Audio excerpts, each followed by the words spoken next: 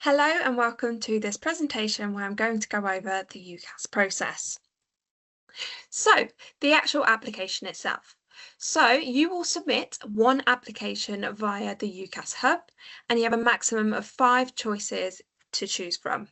And so, what this means is all 5 of the places where you decide you want to study will get the same application via UCAS. However, if you want to choose medicine, dentistry, or veterinary science, then you'll have a maximum of 4, and usually the 5th choice is something similar but different. So, for example, with medicine, you might want to put down as your 5th choice biological sciences, biochemistry, for example. Additionally, your place of study will provide a reference for you. And so your place of study will be your school or your college, and they'll provide a reference which will need to be done in order to be submitted to the universities. And so in the actual application, the first section of it is very much things you can fill out quite quickly. And so you've got things related to personal details, contact and residency details, nationality details, supporting information, English language skills, fees and funding, diversity and inclusion, and a bit more about you. I should note the fees and funding section, this is not where you apply for student loan. This is essentially just to declare how you're going to fund it. So are you going to get a student loan, for example?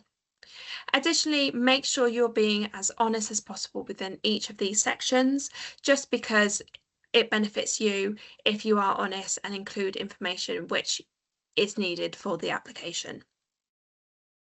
Then the next section is related to your education. So what you'll do is you'll need to include any qualifications that you are still waiting for results for, but then also ones you've already got. So for example, your GCSEs or any other qualifications that you've already got, and then you'll put things that you're studying at the moment.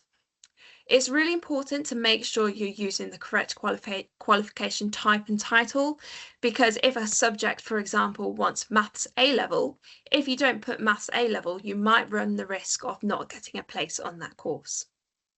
It is also up to you whether you want to include module information, so what you're actually studying within the qualifications that you've got or going to get as well. It's completely up to you. Sometimes it's beneficial in expanding on it within the personal statement, but there is a session on personal statements for you to view within this series anyway.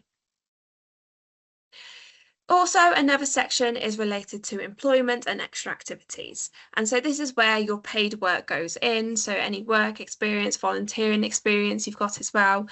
This would go actually in the personal statement element. Again, which I'm saying, there's another video which you can view in regards to the personal statement. Also, you add any activities you've done to prepare for university in here. So, for example, have you gone to any summer schools? Have you done any projects with universities that you want to talk about?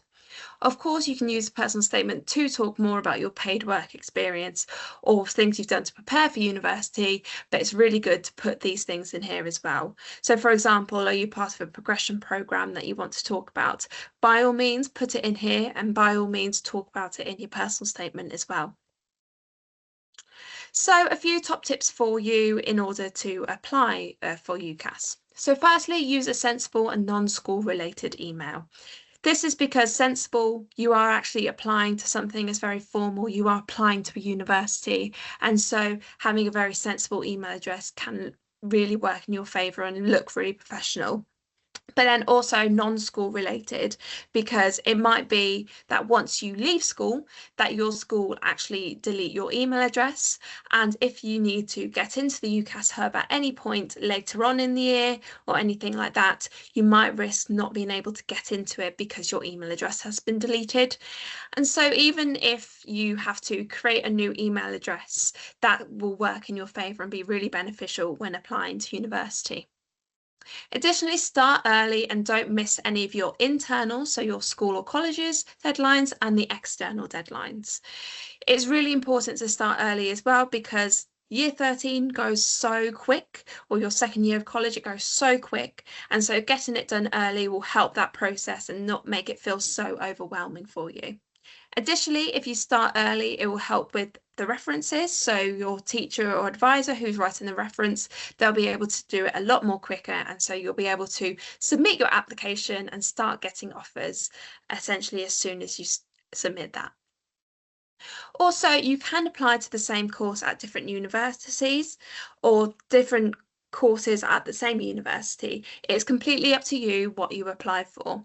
But what I will say is if you are thinking of doing different courses at the same university or even at different universities, make sure they are as similar as possible because when you are writing a personal statement, it will work in your favor because it's very hard to talk about physics, but then also talk about modern languages in one personal statement.